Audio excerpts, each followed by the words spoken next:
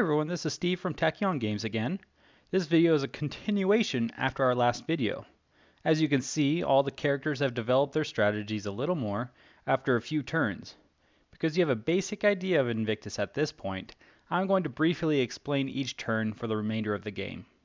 To start things off, Demeter decided to use her ability called Healer's Rift in order to heal her teammate Zeus by 30 HP. She then decides to buy a second beam rifle to help benefit both her standard attack power and her abilities. Because she has upgraded her accuracy to 75%, Demeter uses the versatility of her beam rifle to deal 30 damage as a standard attack to Poseidon. Unfortunately, she drew green and misses. The first thing Poseidon does on his turn is purchase a reinforcement card. This particular reinforcement, Mercenaries, allows him to draw a boost card for free once every turn. He then combines 2 Aegis artifacts and 1 Zephos artifact in order to execute his ability, Release the Kraken, twice.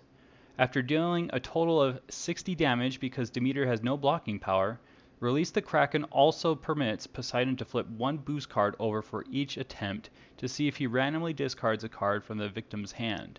In this case, Poseidon revealed 2 purples and needs green to be successful. Therefore, Demeter does not discard any artifacts from her hand. Because Poseidon has reduced his entire deck to a total of 5 cards, he technically does not need to shuffle his discard pile before drawing a new hand.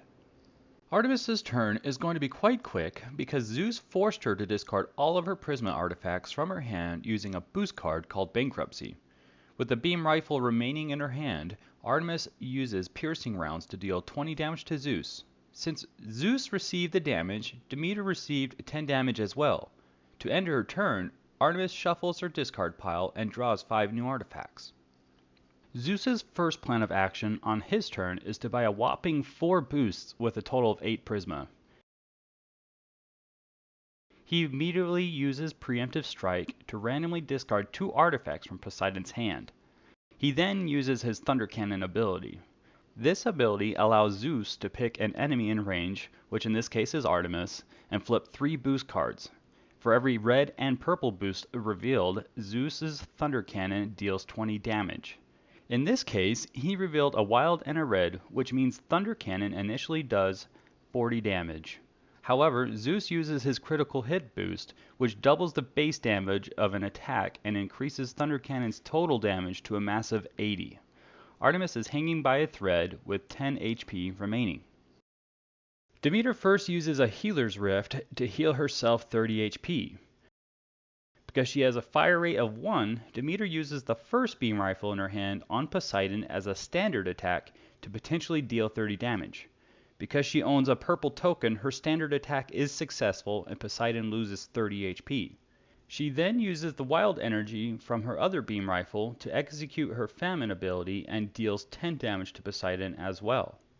Thanks to his Mercenaries reinforcement, Poseidon first draws his free boost card, which ends up being Market Crash, an immediately card.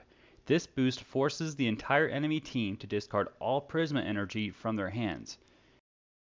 He then purchases his second reinforcement, the Naiads. In this situation, the Naiads aren't helping his current strategy. Remember, if he wishes, he could replace any reinforcement by spending 7 Prisma on a later turn.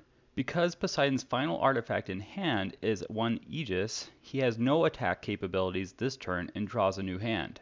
Artemis spends a total of 4 Prisma to first destroy 1 Radiant Core from her hand and then buy a boost card with the remaining 2 Prisma. As a last hurrah, Artemis uses the default maximum of 2 abilities per turn and attacks both Zeus and Demeter with piercing rounds twice. Zeus receives a total of 40 damage and Demeter receives 20 damage. Because Zeus lost all the Prisma energy from the Market Crash, his only plan of action this turn is to combine both the Soulfire and Ambrosia in his hand in order to execute both his Overcharge ability and Thunder Cannon ability. Because Artemis only has 10 HP, Zeus will use his Overcharge on her and then Thunder Cannon on Poseidon.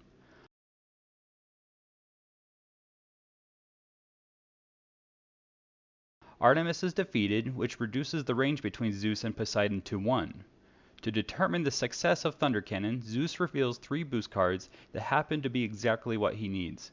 This forces Poseidon to use one of his Aegis in hand to reduce the oncoming 60 damage to only 30. As if Poseidon isn't hurting enough, Zeus uses his Airstrike boost to force Poseidon to discard all boost cards from his hand. After the market crash, Demeter has a single beam rifle in hand and uses it as a standard attack and reduces Poseidon's health by 30. She then draws a new hand to end her turn.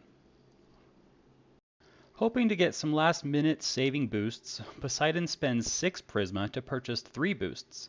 He draws an immediately card boost called Tartarus, which is immediately placed in another player's discard pile. When drawn, that player loses 10 HP and plays with 1 less card for that turn. Poseidon chooses to place Tartarus in Zeus's discard pile. Poseidon then deals 30 damage to Zeus and brings his health down to 10. Zeus spends 6 Prisma and buys 3 boosts. He draws a heavy clinker and immediately places it in Poseidon's discard pile. Luckily, Poseidon currently owns Server Down and nullifies the boost's effects and discards the heavy clinker. Zeus then uses the new anytime boost he purchased called Decryption, which allows him to search his deck for a single artifact of his choice, which in this case is a Nova Shard, and place it in his hand. Zeus then uses his Overcharge ability, and with the additional damage from Demigod, Zeus deals 20 damage to Poseidon. To end Zeus's turn, he draws 5 artifacts. Unfortunately, Zeus draws Tartarus and is defeated because he only had 10 HP remaining. Demeter's plan is to unleash the Apocalypse and win the game.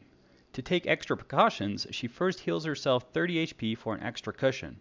To win the game, she then purchases the last boost card and reveals the Apocalypse. This deals 40 damage to all players.